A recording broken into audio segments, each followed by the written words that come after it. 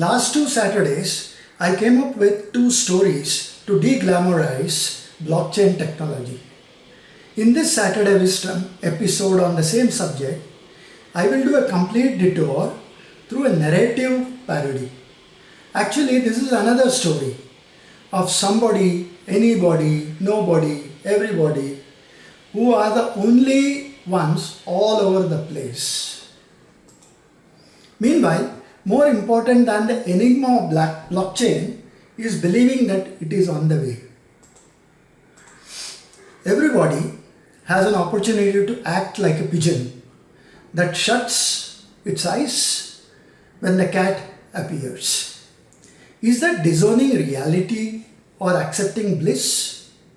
Only nobody knows unless anybody does. Meanwhile, in 1885 AD, Victor Hugo, the French poet and novelist, said, "Nothing is more powerful than an idea whose time has come." In 2000 AD, Malcolm Gladwell, a Canadian journalist, published The Tipping Point and defined it as the moment of critical mass, the threshold and the boiling point, alluding to how a tipping point is achieved. He boiled it down to three rules of the tipping point: the law of the few, the stickiness factor, and the power of context. In the year 2003, somebody was driving in Dubai.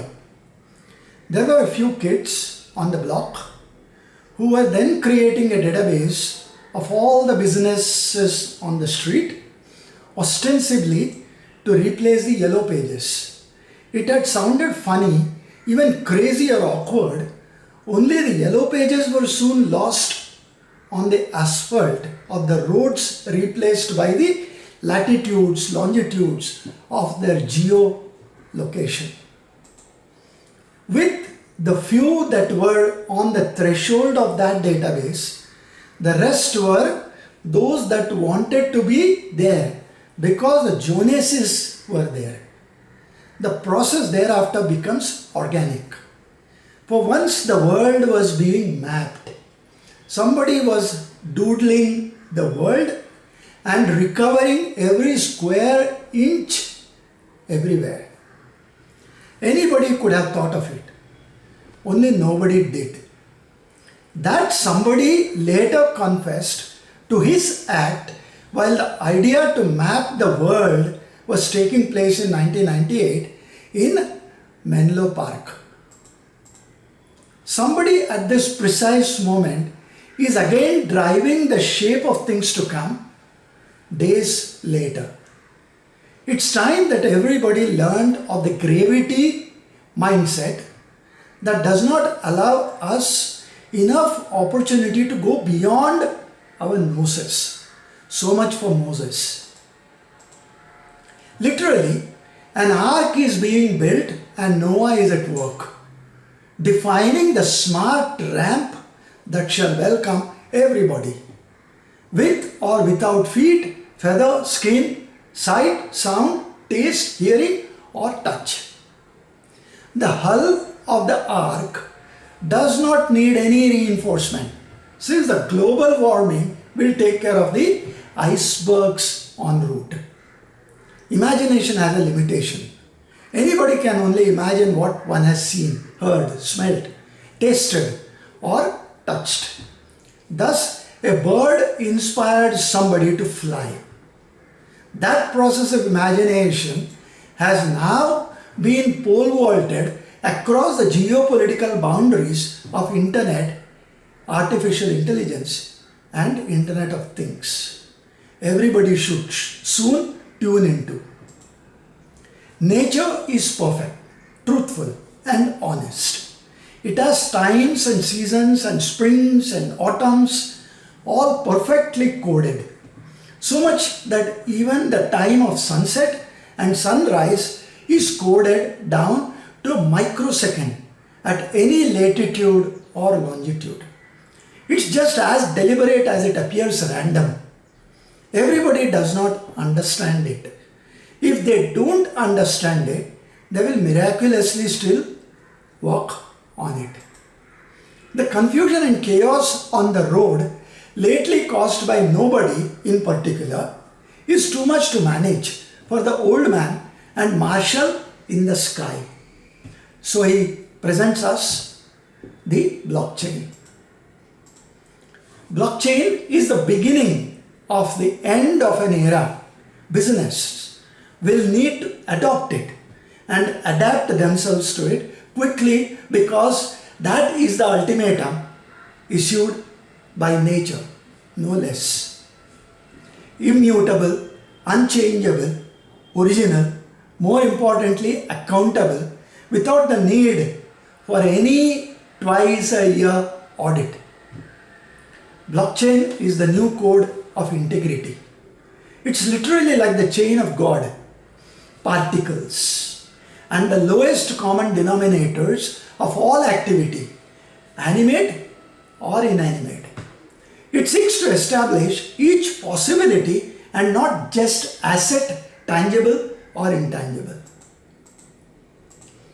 Meanwhile, somebody is still driving, and if you are with her or him, do consider blockchain an impossible assertion, because everything that was once considered impossible is here today.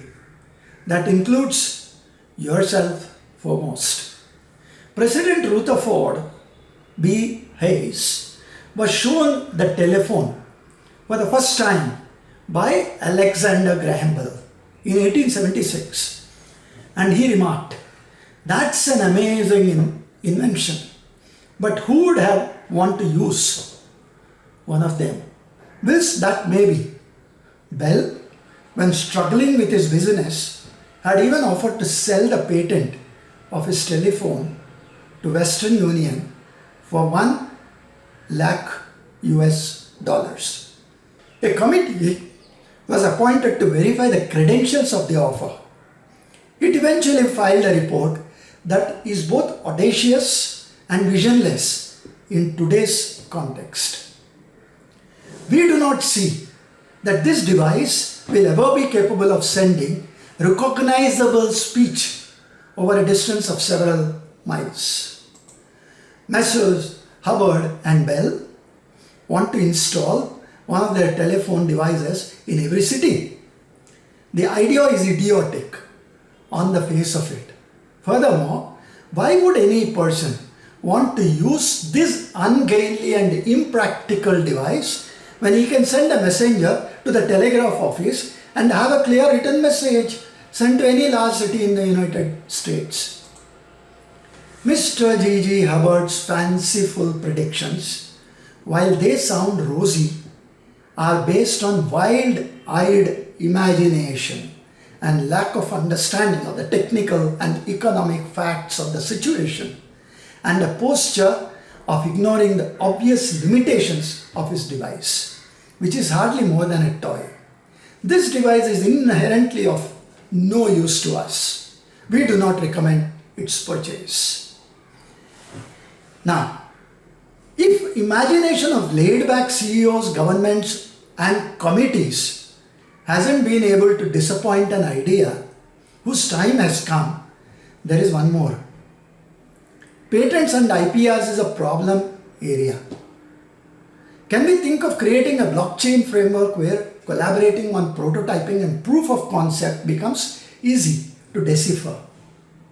Can we timestamp the quality of a product along with a guarantee on its patent and its IPR? Can we have every product with a digital passport that proves its authenticity? It's workable, if only Narayan Murthy of Infosys is on board. It's time we moved the platform full of cyber coolies and services to products and IP. India has only exported services and manpower and failed to create products here. If our coolies built Microsoft, IBM, Google and Facebook, it's about time we showed up to the sun. It does rise in the east, and it's time to reclaim it from the west. has come. Let's productize our talent, and IP is the key. The process of patents takes years to be granted because each application calls for a search that goes into the labyrinthine alleys, some dark, some lit, even as intellect of an applicant remains locked in those pages, even as many are rendered comatose. Whereas China made 15 lakh patent applications in 2018, 4,32,000 were granted. India's count was 50,000 applied and 13,900 granted. With blockchain, it will be a matter of minutes that AI-assisted process of granting patents will be completed. At this point, there are the equivalent of a Google, of 100 Googles that are birthing, and Noah's Ark is being built to sail us all down in a new dawn. DeFi or decentralized finance applications are growing fast, built as smart contracts on a blockchain like Ethereum. Derivatives and financial services are evolving, shifting their allegiance to smart contracts. Uniswap is a DEX decentralized exchange that manages a series of smart contracts on Ethereum. It can't be shut down, period. Each smart contract is a patent in itself that can't be replicated or misused. Is the patent office listening? That might sound strange or too imaginative, but so did the automobile that Ford invented. He said all that everybody wanted was a fast or faster horse carriage. Only the impossibility wasn't begging even as it stole its way in, riding a car that Ford produced.